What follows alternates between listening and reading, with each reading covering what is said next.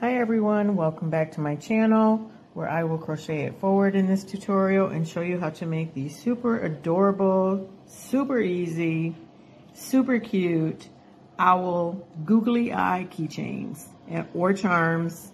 I really enjoyed creating this. I was inspired by some videos on YouTube and created my own pattern. So I hope you enjoy it and let's get started.